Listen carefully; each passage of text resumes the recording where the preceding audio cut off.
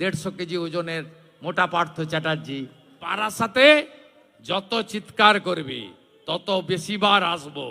আর তোমরা এপ্রিল মাসের পরে কোন গর্তে ঢোকো আমরা দেখব আমরা। এই মুখ্যমন্ত্রী একটা সত্যি কথা বলে না। কপিল মুনির সাগরে নাকি ব্রিজ হচ্ছে, তাপসদা বলছিলেন, তাপস মিত্র। আপনাকে শুনে রাখুন, ওটা ঢপের চপ। মুড়িগঙ্গার উপর ব্রিজ করতে গেলে ভারত সরকারের এনওসি লাগে, ওটা জাতীয় জলপথ।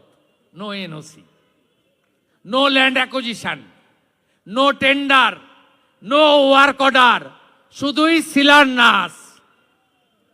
এই মুখ্যমন্ত্রী একটা সত্যি কথা বলে না, শুনে রাখুন ভালো করে।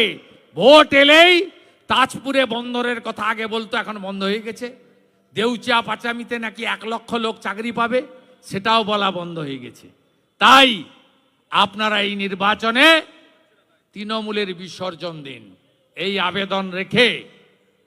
ভাইপো এখন আমার বক্তব্য শুনিয়ে শুনিয়ে সভাতে যাচ্ছে, খুব ভালো লাগছে। বলতে থাকুন। আমি কি বলেছি? আমি বলেছি মমতা ব্যানার্জির থেকেও, ইউনুসের থেকেও মমতা ব্যানার্জি খারাপ। হ্যাঁ, তাই তো। ওপারে যা করছে এপারে তো আপনি আরো বেশি করে করছেন। আপনি পিতৃপক্ষে পুজো উদ্বোধনে যান হিজাব পরে, বলেন বৃষ্টি পড়ছিল মাথায় কাপড় দিয়েছি, কানটায় বৃষ্টি পড়ছে না, কানটা বাইরে কেন? আপনি হিন্দু ধর্মকে গন্ধা ধর্ম বলেছেন, আপনি মহাকুম্ভকে মৃত্যু কুম্ভ বলেছেন, আপনি রাম মন্দির উদ্বোধনের দিন পার্সার কাছে মিছিল করেছেন।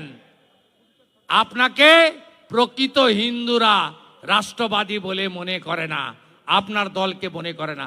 আর বারাসাতে সময় নেই, এটা দুর্নীতির জায়গা। পৌরসভা চাকরি চুরি বারাসাত আছে, রথিন ঘোষ আছে, আবার ফিরিয়ে এনেছে। আগের যে চেয়ারম্যানটাকে ছিল, ওর আমলেই চুরি হয়েছিল। চাল চুরি জ্যোতিপ্রিয় মল্লিকের নেতৃত্বে। দেগঙ্গার প্রেসিডেন্ট আনিসুর, বাকিবুর রহমান, এই যে কদিন আগে টাকার পাহাড় দেখছিলেন না, এই টাকাটা হচ্ছে রফিকুলের, বিদেশে যায়। আমার কাছে সব তথ্য আছে। দেখতে থাকুন। পার্থ চ্যাটার্জি কোন কাপড় দোকানে এসে বসতেন?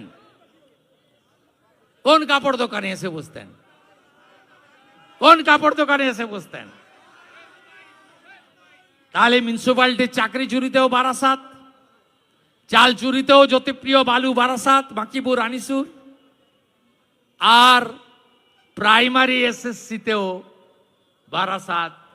কাপড় দোকানে এসে বসতেন কাপড় দোকানের মালিক, 150 কেজি ওজনের মোটা পার্থ চ্যাটার্জি। হাঁটুর নিচে বয়সী মেয়েরা তার বান্ধবী, নাম তার অর্পিতা, XYZ, অনেক না।